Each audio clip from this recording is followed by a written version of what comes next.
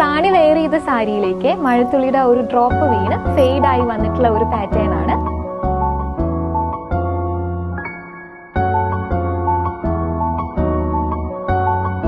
Indian ഹിസ്റ്ററിയോട് നമ്മുടെ ആ ഒരു ടെക്സ്റ്റൈൽസ് ഫീൽഡിന് വളരെയധികം ഒരു കണക്ഷൻ ഉണ്ട്. 17th സെഞ്ചുറിയിൽ രാജസ്ഥാനിൽ നിന്ന് സ്റ്റാർട്ട് ചെയ്തിട്ടുള്ള ഒരു പാറ്റേൺ ആണ് ലഹേരിയും ബാന്തിനിയും പോലത്തെ വൈബ്രന്റ് ആയിട്ടുള്ള കളേഴ്സ് യൂസ് ചെയ്തിരുന്നത്. അന്നത്തെ ആ ഒരു റോയൽറ്റിയുടെ മീനിങ്ങിനോട് കൂടിയിട്ടായിരുന്നു. അന്നത്തെ രാജ്പുത് ഫാമിലിയിലുള്ളവര് ടർബൻ ആയിട്ടും അതേപോലെ തന്നെ റാണിമാര് സാരി ആയിട്ടും വെയർ ചെയ്തിരുന്ന ഈ ഒരു പാറ്റേൺ രസകരമായിട്ടുള്ള ഒരു സ്റ്റോറി കൂടി ഉണ്ട് പറയാം. ട്രഡീഷണൽ ആയി നമ്മൾ ഡൈ ചെയ്ത് വന്നിട്ടുള്ള ഈ ഒരു പാറ്റേൺ ഇൻസ്പയർഡ് ആയിരിക്കുന്നത് നമ്മുടെ നേച്ചറിൽ നിന്നാണ്.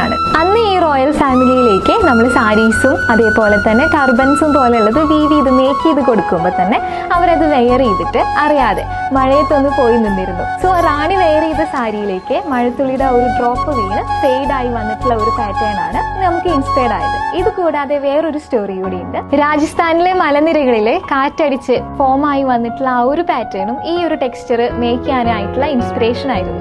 ലഹേരിയ പാറ്റേൺസ് 3 പേര് ചേർന്നിട്ടാണ് ആദ്യത്തെ പ്രോസസ്സിൽ സ്റ്റാർട്ട് ചെയ്യുന്നത്. ബാന്തിനി പോലെ ആണെങ്കിൽ ഒരുപാട് കലാകാരന്മാരെ ഇൻവോൾവ് ചെയ്തിട്ടാണ് നമുക്ക് ഈ ഒരു ഫാബ്രിക് അവർ ചെയ്തെടുക്കുന്നത്. ഇതുപോലെ ഹിഡൻ ആയി കിടക്കുന്നതും ഇൻട്രസ്റ്റിംഗ് ആയിട്ടുള്ളതും ഫാബ്രിക്കിന്റെ ആ ഒരു സ്റ്റോറീസ് ആയിട്ട് ഇനിയും നമുക്ക് കാണാം.